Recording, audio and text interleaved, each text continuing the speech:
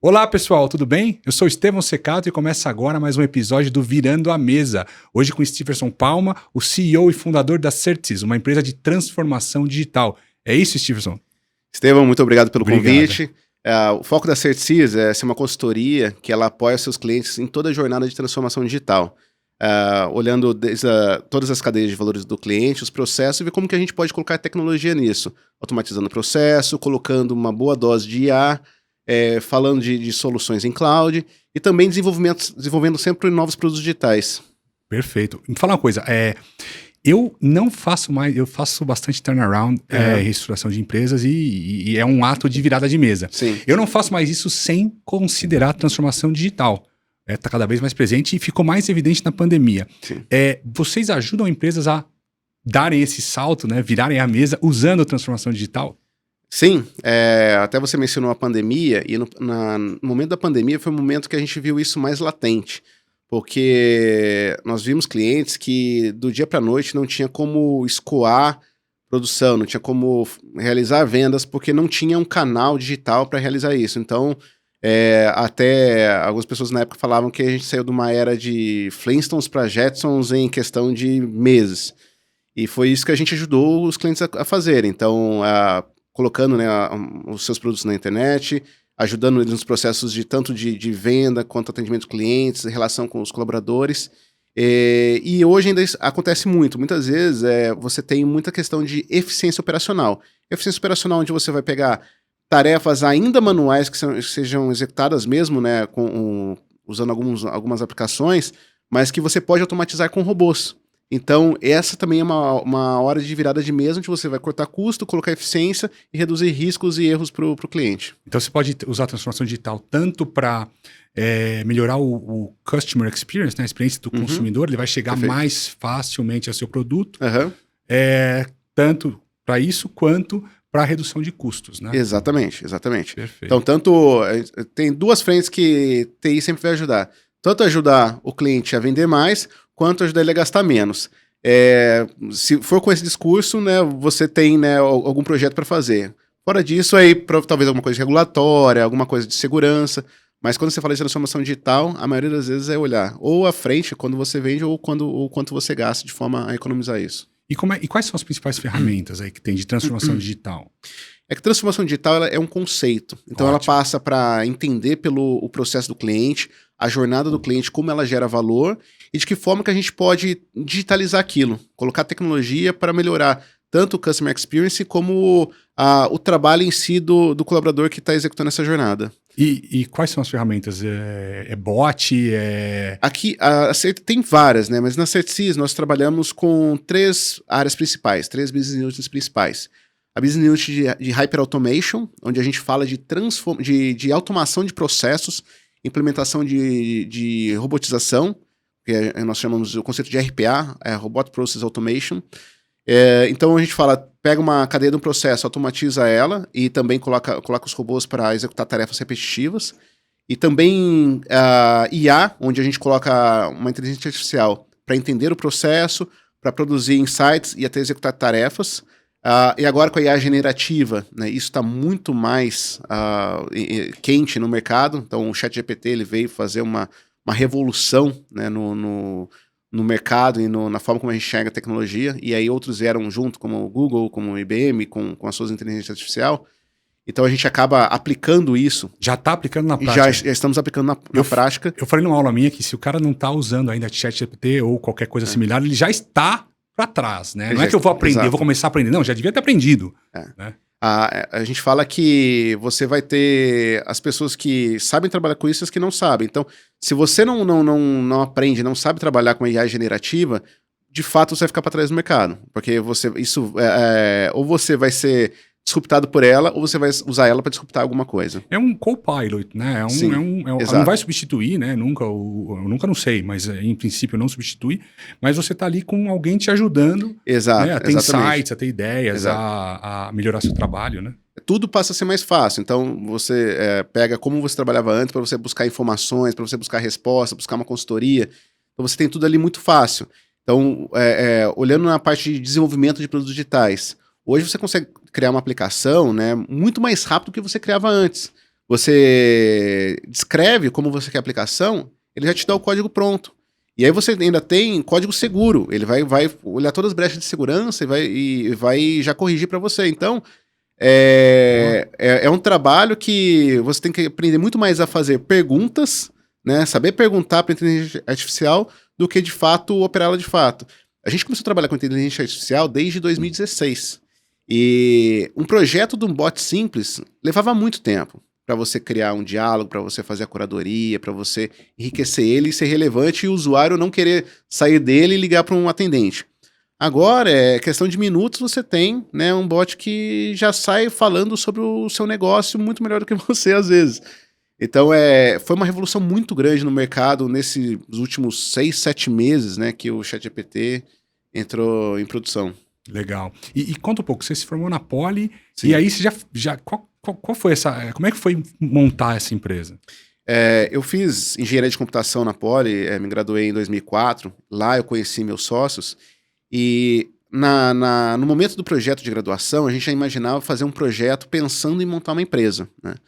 Na época a gente fez uma solução que não tem nada a ver com o que a gente faz hoje, mas era uma solução de automação de bares e casas noturnas para você tirar, né, o que a gente tem hoje de comanda, que ainda existe, né, a comanda para fazer pedidos para colocar impressão digital. Então, para eliminar o problema de perda de comanda.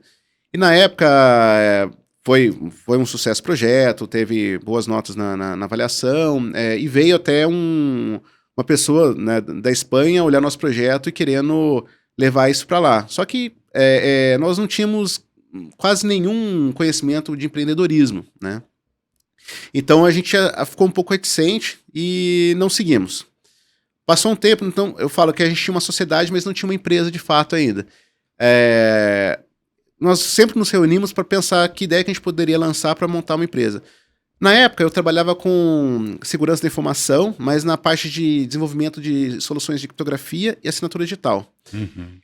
E eu vi o mercado estava começando a se movimentar para ter assinatura digital. É o que hoje tem, né? Soluções, portais de assinatura digital, que é bem comum. Mas na época, em 2006, 2005, né? Isso não tinha. Quanto? 15, 18 anos atrás. 18 anos atrás. Tinha uma medida provisória, ainda que foi no final do primeiro governo Lula, para colocar uma medida provisória para permitir o uso da assinatura digital. Só que você ainda tinha muito regulatório, tinha muitas forças do mercado que seriam contra isso. Então você tinha um cartório com uma força muito forte que perdeu muito espaço porque agora queria perder muito espaço, né? Então demorou muito para entrar. Então naquele momento a gente teve a ideia da solução do portal de assinatura digital e não tinha, né, esses vários portais que existem hoje. Na época, na verdade, acho que não tinha nenhum. Então ia ser um dos primeiros no mercado. Inclusive, só um parênteses, né? O cartório, ao perceber isso, jogou contra e não sei se procurou se adaptar e criar ou ser sócios de empresas que fazem isso, né? A mesma coisa vai acontecer com as matrículas de imóveis, com os registros de escritura. Eles vão para blockchain. Exato. Então, será que os cartórios estão se unindo para fazer isso juntos ou estão deixando a tecnologia tomar conta e vão perder espaço, como fizeram, né, no reconhecimento de firma e tudo mais, que era fonte de receita que não tem mais. Você sempre tem os que são early adopters de tecnologia, né? E na época eu fiz reuniões com alguns cartórios, mas alguns não passavam da primeira reunião, que via ali como um entrante bem preocupante para eles. Outros até tentavam evoluir, mas também não evoluiu. E no caso a solução ela não deu sequência porque não tinha funding. Então no final virou uma empresa uma consultoria de serviços, que foi onde a gente cresceu. E essa parte das matrículas de imóveis, eu acredito que vai acontecer a mesma coisa. Vai ter alguém mais inovador que vai levar alguém com mais força. Sempre tem alguém que paga o preço de ser o primeiro. Sim. E depois outros vão na sequência.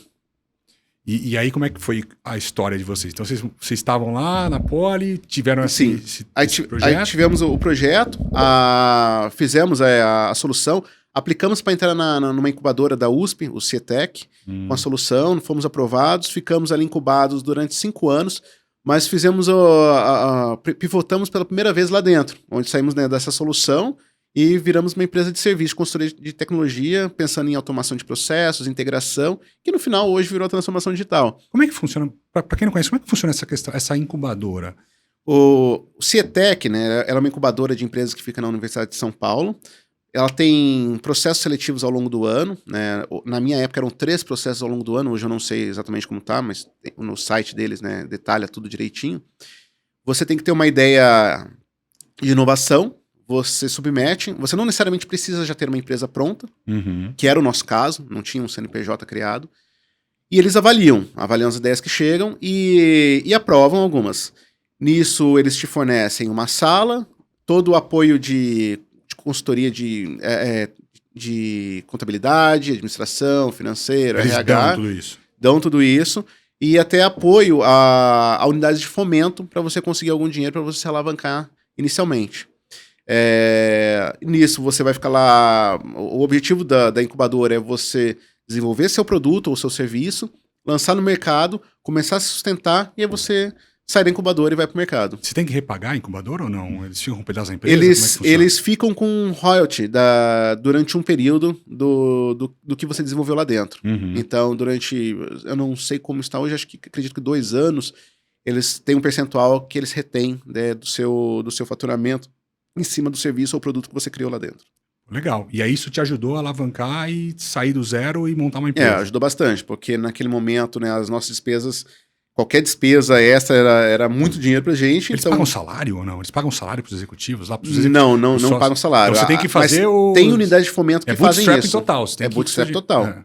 Na minha época não tinha nada disso. Hoje ainda tem algumas unidades de fomento que elas dão, né, um dinheiro para pagar o prolabore do fundador, mais um dinheiro para você investir na tecnologia para desenvolver seu produto. Hoje ainda tem alguns fundos, na minha época não. Vocês ficaram 5 anos, então, tocando ali? Sim, 5 anos tocando, mas nós vendíamos alguns serviços. E esse era um ponto interessante porque eu nunca tinha sido vendedor, aprendi a ser vendedor lá dentro. Então, e era a necessidade. Eu tenho caixa para mais 2 meses. Se eu não vender um projeto hoje...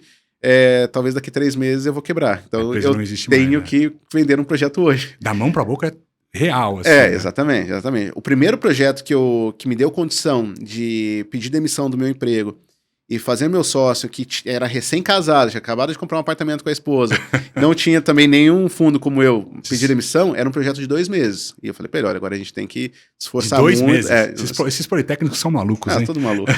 A gente tem que se esforçar muito para conseguir vender mais e estender esse projeto. Mas nisso, a gente vendeu mais projetos, contratamos mais pessoas, utilizamos a própria Poli para fornecer pessoas ali, estagiários, para nos ajudar a desenvolver os projetos e entregar. E nisso a empresa foi crescendo.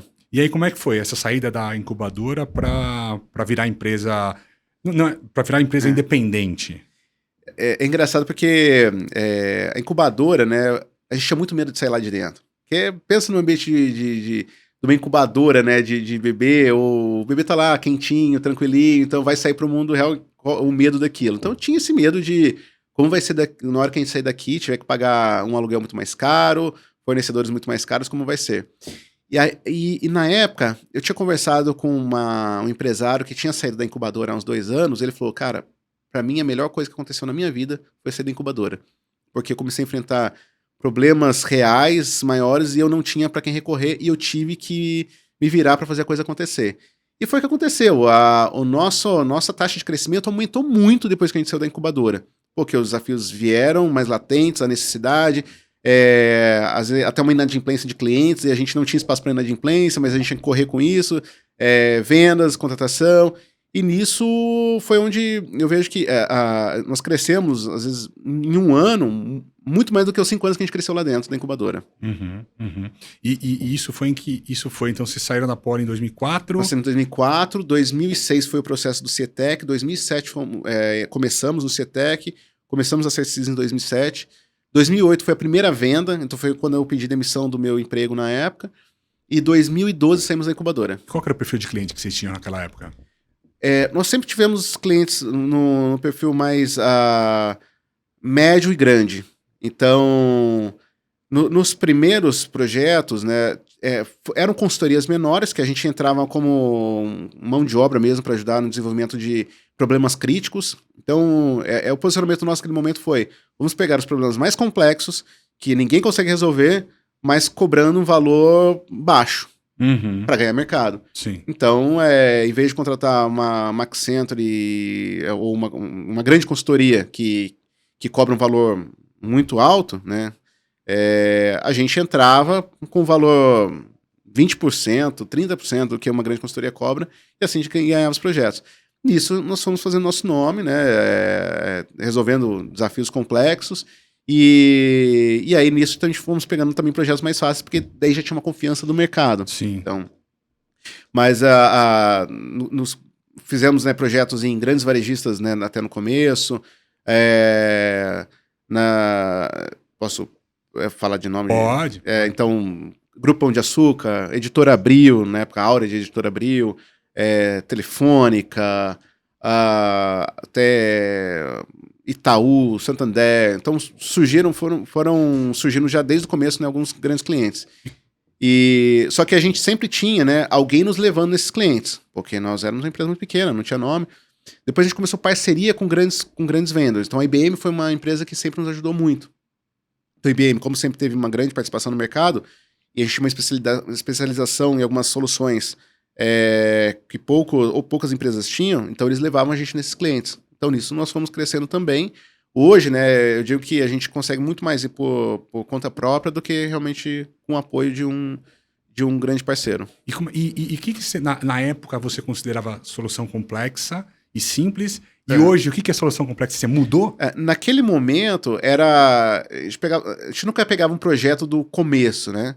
Eram projetos que já estavam acontecendo, chegava em algum ponto do projeto, o projeto travava, a equipe que estava não conseguia resolver, ou a plataforma não funcionava, ou ou algum código que precisava ser feito que era complexo, eles não conseguiam desenvolver, e aí a gente entrava para resolver. Não tinha tanto desenvolvedor quanto tem hoje, né?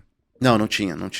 Os caras vão se formando nos últimos anos. Inclusive. Nos últimos anos, principalmente na pandemia, foi criado várias escolas de formação de tecnologia, né?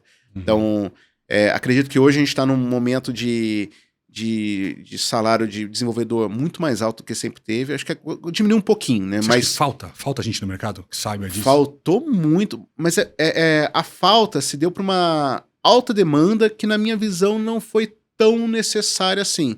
Muitas empresas começaram a contratar estoque de mão de obra de desenvolvimento. E não necessariamente tinha demanda para isso, né? Então você pega na pandemia, nós tivemos umas coisas meio loucas, né? Então você teve até aquele momento do estoque de papel higiênico, começou a faltar papel higiênico no mercado. Uhum.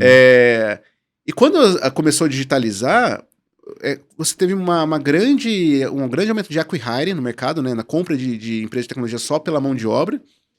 E contratação de mão de obra só para ter dentro de casa, se chegar a demanda eu vou fazer. Você paga ali um valor fixo pro cara, para se vier a demanda... vier a demanda acontecer. Então, e chegou nisso, né, isso para as grandes empresas, para o grande consumidor de tecnologia. E a consultoria, que é menor, tem um poder menor de barganha, acabou sofrendo com isso, porque o insumo dela maior, que a mão de obra, estava mais caro, e aí sempre você tem uma pressão do cliente por preço. Então a margem, né, começou a dar uma apertada ali. O negócio de consultoria realmente, a gente contrata cérebros, né? Contrata cérebro e vende mão de obra. Só que no final, se você não está vendendo um projeto, você está vendendo um homem-hora. O teu concorrente também. E se todo mundo sabe quanto que o desenvolvedor ganha no mercado, naturalmente o cliente sabe tua margem. E aí ele vai apertar sua margem quanto que ele puder apertar. O máximo que ele conseguir. Lei de mercado, né? Sabe que eu fui head global de M&A da Atento, né? E lá a gente comprava startups.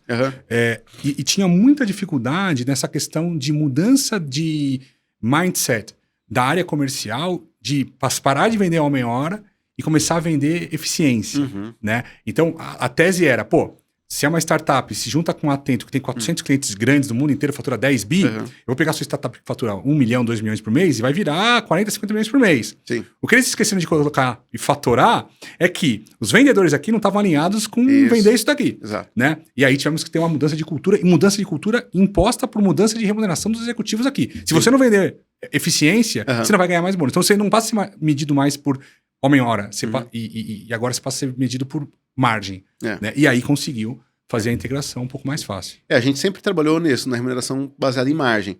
Mas o vendedor, ele encontra a fórmula dele de lucro, ele vai perseguir aquela fórmula até o final. Sim. Então, se você não acaba fecha essa torneira dessa forma de lucro, ele vai vender a locação para sempre, vai vender a meia hora para sempre. E também tem a questão de você ter que combinar com o mercado. Então, se o mercado não comprar, né, talvez não venha. Na pandemia, a gente saltou, na época de 180 pessoas na empresa, para 600 pessoas.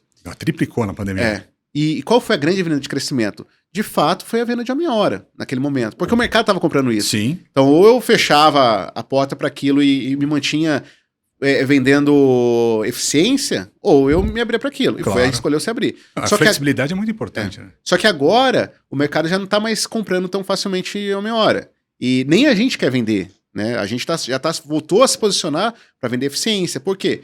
É onde eu consigo ter uma margem melhor. Eu consigo entregar um projeto melhor para o cliente. Senão eu vou entregar pessoas que talvez não necessariamente vai desenvolver o que o cliente precisa, não vai desenvolver o que o cliente idealizou inicialmente, você não gera um case, você não gera um ganho para o cliente. E você acaba, a hora que quando você está vendendo homem-hora, na verdade, você está agregando pouco valor, porque você contrata, coloca a sua margenzinha lá, que é geralmente pequena, porque o cara sabe quanto você vai pagar, você está ali precificando. Sim. E está ganhando pouco e está tomando um risco fiscal, trabalhista e tudo mais.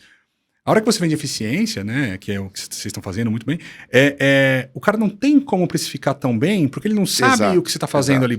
E você acaba se forçando a desenvolver pesquisa e desenvolvimento. Você acaba se forçando a ter mais eficiência na sua própria empresa e buscar novas soluções para os seus clientes, né? Isso tem um baita valor agregado. Exato. O mindset é diferente. Quando você fala de venda de homem-hora, o trade-off que o cliente vai fazer é, se eu contratar 10 desenvolvedores aqui para minha estrutura, eu vou pagar X mil reais. Se eu terceirizar com a Certsys, eu vou gastar 30% a menos.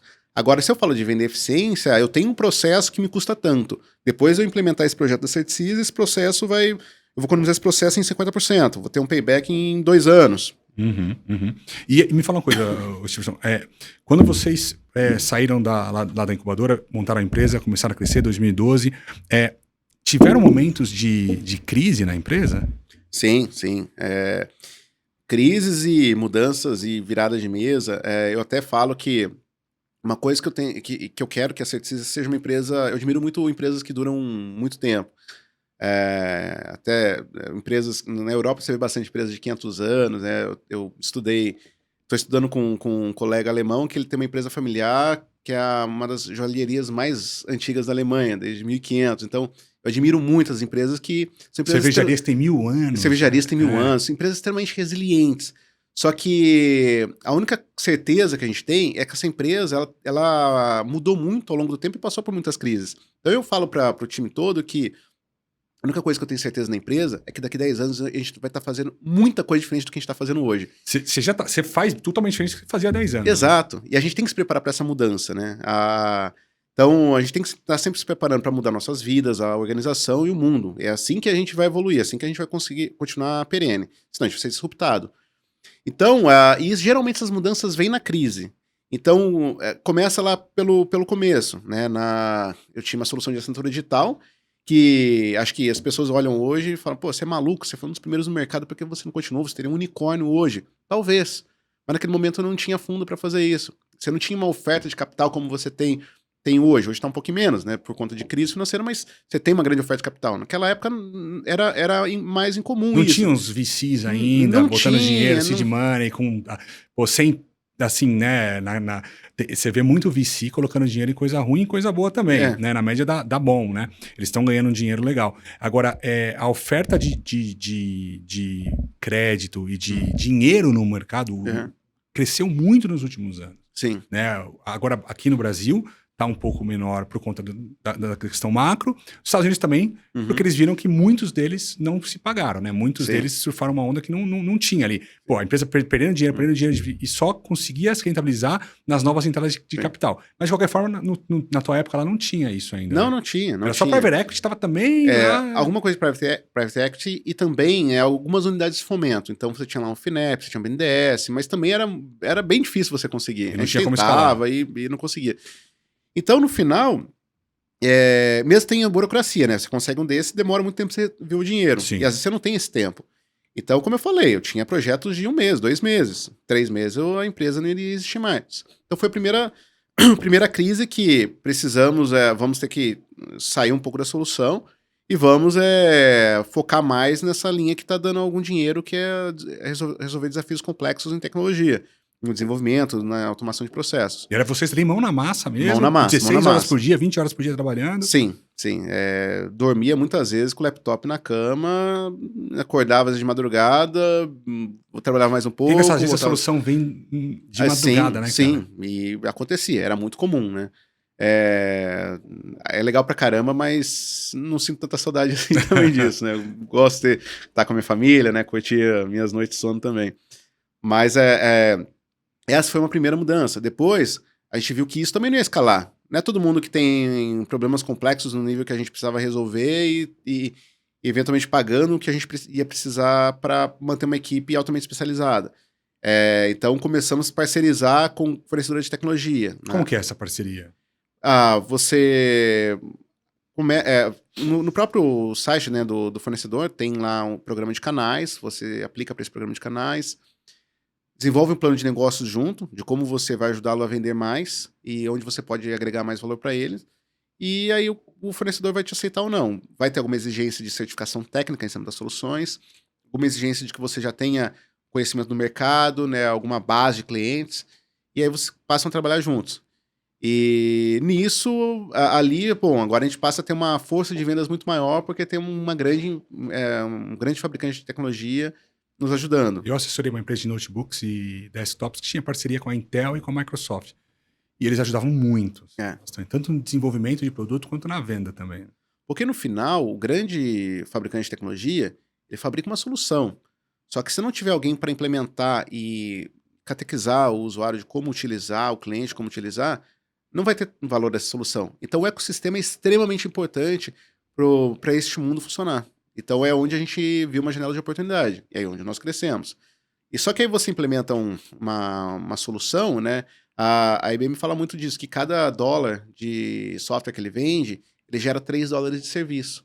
Então nós vimos que o serviço é onde daria para alavancar. Então você vende uma plataforma de automação de processos, só que é só a plataforma. Você desenvolver o processo que você vai automatizar isso é um serviço. A plataforma vira padrão dentro do cliente. Então, e o cliente pega confiança no fornecedor, você vai ter, durante muito tempo, vários processos que você vai desenvolver lá dentro. É um paralelo com o que o SAP faz, né? Exato. O SAP, você implementa o SAP, só que depois você fica gerando uma receita recorrente ali, meio que eterna, né? Eterna. Sempre vai ter... A TOTS também, né? A TOTS também. Assim, sempre vai ter um processo novo para implementar, sempre vai ter um regulatório novo para implementar, sempre vai ter um produto diferente que você vai vender, que você vai ter um processo diferente para fazer. Então, sempre vai ter. A Accenture cresceu muito nisso. Pegou essa onda da SAP também, né? A Accenture pegou. E a Accenture pegou também de várias outras tecnologias, né? Então, isso a gente também, nos últimos tempos, mudamos. A IBM ainda é um grande parceiro forte nosso, mas a gente se abriu para novas tecnologias porque sempre surge uma nova tecnologia de nicho, que logo se consolida. Então, temos hoje parceria com o ServiceNow, que está ganhando mercado via no ServiceNow, surgiu, hoje está líder de mercado absoluto na parte de automação de processos. Soluções de RPA como Automation Anywhere, UiPath, a IBM comprou uma empresa, né, a WDG, uma empresa brasileira. Como é que tá a IBM? Se eu te interromper assim, o Watson virou, cara? O Watson, ele virou, né, o foco da IBM, ele é muito mais enterprise. Então, quando você vai olhar, a IBM ela vai se posicionar para resolver o problema de negócio do cliente. Então, o Watson ele veio dessa forma. Então, o primeiro grande cliente do Brasil foi o Bradesco. Então, a BIA do Bradesco ela foi toda feita no Watson.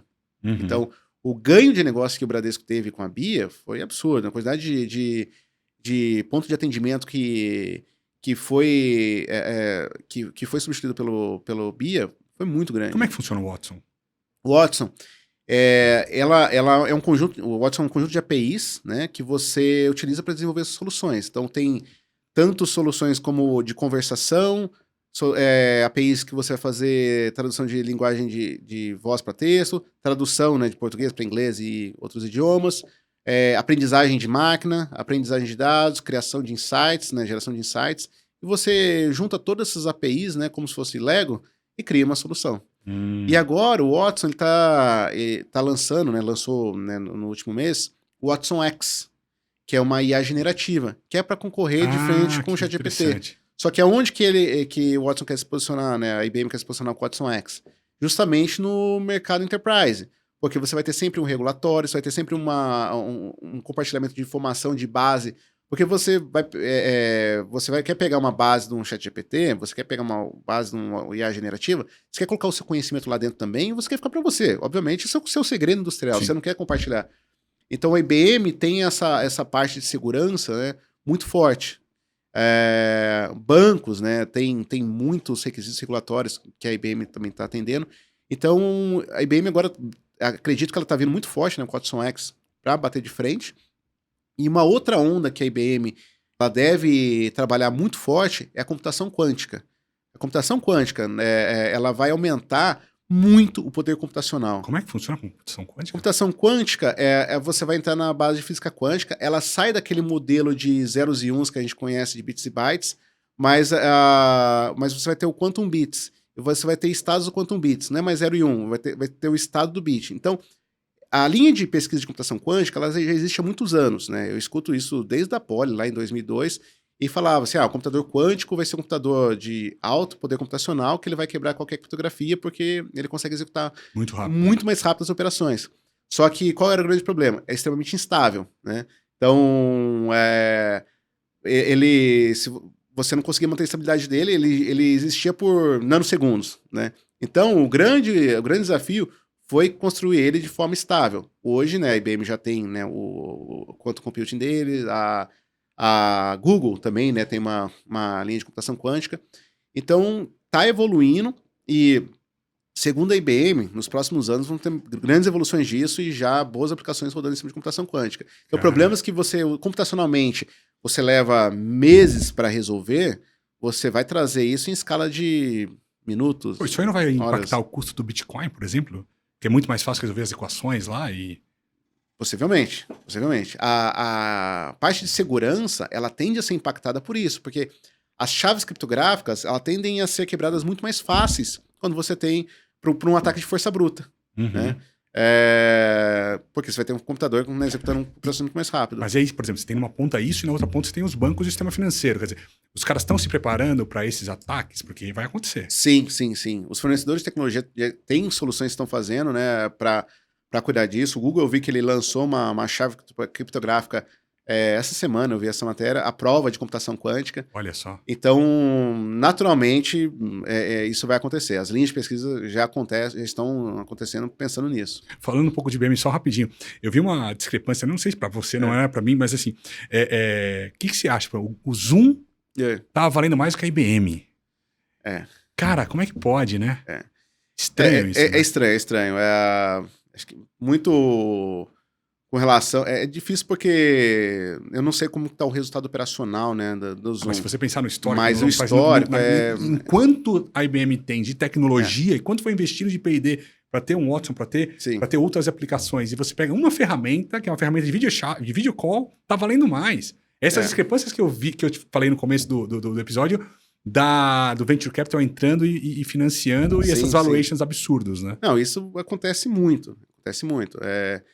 E às vezes você pega casos que valeram muito e de repente ela passa a valer muito pouco, né? Então, você teve, né, um boom de IPOs em 2021 na Bovespa, né? Que você pega a cotação das empresas naquela época e compara com hoje, você perdeu muito valor. E outras cresceram bastante também. Então, é difícil ter uma lógica que você vai falar disso, né? É que o Zoom... ele tem um potencial de mercado muito grande porque praticamente todo usuário tem um Zoom instalado. Sim, é muito fácil de usar, né? Então, se você pensar como empresa, numa futura estratégia de cross-sell, você tem uma base instalada absurda. Meio que um paralelo com o WhatsApp aí, né? IBM não. IBM o WhatsApp.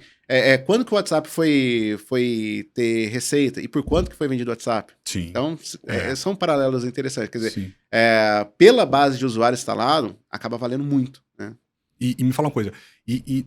Como é que foi a pandemia para vocês? Vocês cresceram para 180 funcionários, para 600? Sim. E manteve? Como é que vocês lidaram? No começo, a gente ficou com bastante medo, né? Ninguém sabia o que ia acontecer. Então... Tudo CLT? Não. PJ, depois CLT? Vários PJs, né? A seletização veio um pouco depois, mas... O mercado de TI, só para ganhar, o mercado de TI é bastante comum PJ, né? É muito comum. É muito comum. E na pandemia ficou mais comum ainda, Porque você tinha muitos desenvolvedores que a gente fala que estava em dupla ou tripla jornada. Sim, verdade. Então, PJ tem um amigo meu que tinha dois empregos, né? Tinha dois clientes, na verdade, sim. Né? E se funcionar bem, eu acho que é extremamente interessante, porque é a cadeia de valor. E você paga por produtividade. Exato, é a cadeia de valor. É a forma de você transformar essa cadeia e não necessariamente... O desenvolvedor, ele fica mais livre para fazer da forma como ele quiser, trabalha para várias empresas. De madrugada, fim de semana, aquele whatever. E a empresa vai usar, né, o slot que ela contratar dele e vai juntar aquilo para trabalhar e produzir algo de valor para o cliente dela. Sim. Então, é interessante. Então, naquele momento, nós crescemos com bastante, né, vários PJs também, mas chegou um momento que ele falou, não, agora vamos, por estratégia, deixar só CLT na empresa. Então, também, hoje é só CLT. Mas, voltando à pandemia, ali a gente tinha muita preocupação no que ia acontecer, se o cliente ia conseguir continuar comprando, se tinha cliente que ia deixar de existir porque o negócio ia ser disruptado. Se vocês iam ficar com inadimplência alta. Aumentou o inadimplemento? Não. A gente, assim, o mercado de tecnologia foi um ano mágico, porque você tinha alta demanda, alta geração de empregos e um capital baixo, que era a época onde o nosso juro estava mais baixo. Sim. Então, as empresas que conseguiram se estruturar ali deram muito bem. Né? Então, pra gente foi um ano muito bom. Chegou 2021, 20 a gente cresceu, 21 a gente cresceu, 22 o mercado, a taxa de crescimento diminuiu um pouco. Andou mais de lado. Por quê? Aí começaram a vir os grandes layoffs de tecnologia. Direto eu recebia listas de desenvolvedores que estavam sendo demitidos. Cara, eu lembro disso aí, mas notícias tipo, Loft demite, sei lá, 500 pessoas, uma coisa absurda. Isso foi o reflexo fizeram estoque de mão de obra e não necessariamente precisava daquela mão de obra, né?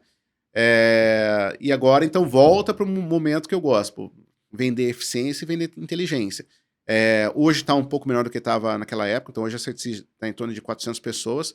Só que, apesar de 400 pessoas, nosso revenue por headcount, por FTE, ele está muito maior do que antes. Porque eu consigo vender mais inteligência. Sim. Você tem basicamente 400 desenvolvedores ali. Sim.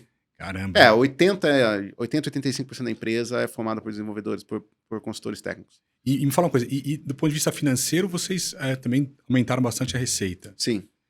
Aumentamos bastante. Aproveitamos essa janela de oportunidade, conseguimos novos clientes, conseguimos clientes de perfil maior que tem uma contribuição muito maior na nossa receita anual e fez parte também, né, da nossa estratégia de crescimento. Então, temos um plano estratégico de ainda triplicar a empresa nos próximos 5 anos então fez parte dessa estratégia nas avenidas de crescimento que a gente buscou. Hein? E nesses anos todos aí, quais foram os momentos que você fala, puta, esse momento foi de inflexão, virada de mesa? O que você fala pra gente? Acho que desde o começo, né, já foi de inflexão de ou eu iria para a solução, ser uma empresa de software, uma empresa de serviço, e que se eu, de repente, optasse por empresa de software, talvez eu teria durado 6 meses. Depois, quando nós entramos na parceria com a IBM, às vezes você tem muito que fazer um serviço, o que a gente chama de POC, né, de prova de conceito, para vender uma solução, e às vezes essas POCs acabam levando muito tempo. Custando. E a gente não tinha estrutura para isso. POC é o que? Proof of Concept. Proof of Concept. Que funciona mais ou menos como? Eu pego faço um pequeno piloto do que o cliente quer que entregue, mostro para ele, mas faço em produção, faço na estrutura dele. Então você arca com isso. Arco com isso. E naquele momento, tiveram clientes que demoraram muito para comprar e eu quase quebrei. Então, só que aquele momento onde o fundador zera seu Prolabore, vai priorizar, né, as outras contas, os outros colaboradores, vai fazer a coisa acontecer, vai tentar vender algum projeto menor para a coisa andar. Foi onde a gente teve que tomar pela primeira vez capital para poder segurar a empresa, e a empresa seguiu, né? Que foi um momento de inflexão. E o outro momento de inflexão que eu vejo foi com pandemia, onde tinha essa janela de oportunidade. Vamos para esse mundo de vender homem-hora, alocação, ou vamos ficar vendendo só projetos? E a gente resolveu ir para pegar essa janela de oportunidade e fazer dinheiro ali. Também agora, né, nós estávamos muito fechados, né, até 2019 com a IBM, né, porque a gente entendia que conseguia ser plenamente bem o suficiente com a IBM. a gente se abriu para olhar a transformação digital num aspecto mais amplo e aí colocamos outros fabricantes outros vendedores de tecnologia no nosso portfólio. E com isso você diversificou, você tinha a diversificação de produtos mesmo, sim, né? Diversificação de produtos, solução, porque no final, eu falo para a IBM, né, importante investir, né, no educacional, né, nas universidades. Porque quem está na universidade de hoje é o CIO de amanhã, é o CMO de amanhã. Uhum. Então, se ele aprende em cima de plataforma Microsoft, ou AWS na universidade, ou Google na universidade, ele tende a ter uma intimidade maior com aquilo e levar aquilo para a empresa que ele for. Então, olhar isso. E como eu comecei a perceber que principalmente comunidades e quem estava saindo de universidade vinha com uma ideia de soluções, outras soluções, né, além da IBM, a gente começou também a diversificar para poder atender um público maior. O que você vê para o futuro aí? Quais linhas de crescimento? A IA generativa, sem dúvida nenhuma, né, isso aí é mandatório. A parte de hyperautomation, né, automação de processo. Como é que é esse hyperautomation, né? Hyperautomation é quando a gente agrega no cliente tanto a plataforma de automação de processos, com a plataforma de RPA, robotização, e a parte de inteligência artificial para tomar decisões em cima desses processos automatizados. Isso gera redução de custo para o cliente? Gera redução de custo. Redução de custo na veia. Você vai tirar... Tem algum número mágico assim ou não? Depende de cada setor, casa né? a casa, é casa a casa. Então você vai tirar pessoas e vai colocar processo executando o robô, executando as coisas. Vai dar velocidade, eficiência e redução de custo. Mas aí o pessoal fala, pô, mas ESG, você vai demitir, o robô vai substituir o ser humano... Pô, só que ao mesmo tempo você tem lá um custo de aquisição de bens básicos também caindo, né? Sim. Eu não sei se eu acompanho bastante o Peter Diamandis, né? Que tem as curvas lá de índice de mortalidade, índice de educação subindo, custo de acesso a healthcare, à saúde caindo, a moradia caindo. Então, ao mesmo tempo que você tem um aumento, né, do número de demissões, e as pessoas têm que procurar outras atividades, e quem está sendo demitido é porque também provavelmente não está se educando sobre o que está acontecendo no mundo, você tem na outra ponta o custo cada vez menor de acesso às necessidades básicas. Né? Isso. Só que se você vai para esse ponto de redução de empregos, de fato você tem, né? Eu não digo que você vai necessariamente aumentar o desemprego. Eu digo que você vai mudar o perfil do emprego. Porque, historicamente, a gente sempre teve esse problema. Quando veio o carro, tinha-se uma grande preocupação do que iria fazer com o pessoal que vendia, que cuidava de charretes, o pessoal que limpava a rua por conta dos cavalos. E isso tudo, né, você disruptou. Quando você, com revolução industrial, com computador, com a máquina de escrever, o que ia fazer com os fabricantes de ao máquina longo de escrever? da história, ao longo da história, isso sempre acontece. É que as coisas estão acontecendo cada vez mais rápido. Cada vez mais né? rápido. A curva exponencial, né? Tem uma empresa de solução de hyperautomation, né, que é a DIF, é uma empresa que investida de um fundo que eu sou sócio, que ela tem uma fundação chamada Panini, que o foco da fundação é fornecer educação para as pessoas que perderam seus empregos por conta da solução que a DIF colocou. Olha só, que interessante. Então, vai formar essa pessoa em tecnologia para operar a solução, ou para entrar, ou trabalhar com solução de cloud, ou com desenvolvimento, qualquer outra coisa que ela possa inserir no mercado. Então, no final, demanda sempre vai ter. Só que você tem que estar preparado para ser resiliente e você mudar para uma nova demanda que vem do mercado. Não, é um paralelo meio mais corriqueiro, mas eu estava conversando com um taxista no começo do Uber lá, né? Eu tava conversando com um taxista, ele falou, pô, tô muito bravo, Uber, não sei o que e tal. Eu falei, cara, primeira coisa, daqui a 5 anos, todos vocês provavelmente vão ser substituídos por carros autônomos. Então você não tem que... E o Uber está criando uma base que depois vai ter uma base... E o próprio motorista de Uber vai ser substituído por carros autônomos, né? E aí a Uber foi e trouxe o táxi para dentro do aplicativo também, quer dizer... Então os caras agora estão também trabalhando. E quem não se adaptou... Eu falo muito para Uber, eu uso Uber desde 2013, eu não tenho mais carro, só ando de Uber. E eu troco ideia com os caras, eu bato papo, né? E eu sempre tento falar para os caras, pô, não fica na zona de conforto de que você vai ter um emprego por muito tempo. Porque daqui a pouco vem uma solução que vai te tirar do mercado. Né? Alguns ouvem, a maioria acho que não ouve, né? Mas... o mundo é isso, tem que se adaptar o tempo todo, cara. Todas as empresas, eu mesmo, como professor, como apresentador, tá sempre tentando, né, como consultor também, trazer novas tecnologias para os nossos negócios. Então, por exemplo, voltando ao tema transformação digital. Quando eu entro numa empresa e faço um mapeamento de processos e ferramentas de turnaround, eu sempre tento trazer também eu não sou especialista nisso, eu sempre tento trazer um especialista junto comigo que vai olhar os processos, onde tem possibilidade de ganhar dinheiro. Redução de custo, melhoria de receita. Onde é que eu sou frágil? Pô, meu concorrente está fazendo isso e eu não estou. E quanto dinheiro eu tenho que pôr? Porque quando eu pego o caso em crise, eu não tenho dinheiro para colocar. E custa, né? Sim, sem dúvida. Só que hoje você tem também muitas soluções open source que são gratuitas. Você consegue fazer muita coisa hoje estudando soluções que você tem disponível em comunidades, né? E agora, né, com copilots que você tem para ajudar no desenvolvimento, ferramentas low code, no code, e você desenvolve soluções de aplicações rápidas com custo muito baixo. Então hoje tem para, assim, eu digo, tem para todos os perfis de empresa, para todos os bolsos de empresa, para você fazer a sua transformação e colocar a sua eficiência dentro de casa. Essa é a minha próxima pergunta que eu ia te fazer. Quem está vendo a gente aqui, empresa pequena, média ou grande, mas mais para empresas pequenas e médias, o que você vê de ferramenta de transformação digital? Como é que essas pessoas podem ter acesso? É engraçado porque no começo a gente vendia mais para empresas, né, médias, grandes, como eu falei, e era difícil um cliente pequeno. Cliente pequeno ou não tinha orçamento ou, né, não via valor na solução. Agora não, agora tem para tudo, tem projeto para todos os bolsos. Então, muitas das empresas, né, tem Microsoft Office é uma das soluções mais antigas do mercado. A Microsoft sempre acaba colocando junto, né, para quem tem pacote Office, solução de RPA.